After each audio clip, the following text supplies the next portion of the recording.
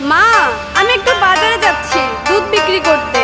দিনকাল কিন্তু খুবই খারাপ, তাড়াতাড়ি চলে আসিস। আচ্ছা মা, ঠিক আছে।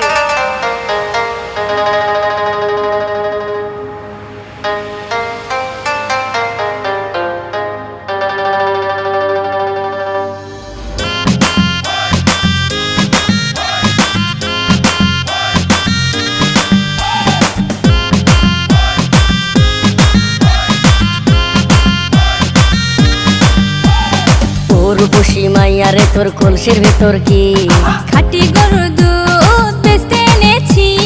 ও রূপসী মাইয়ারে তোর কলসির ভেতর কি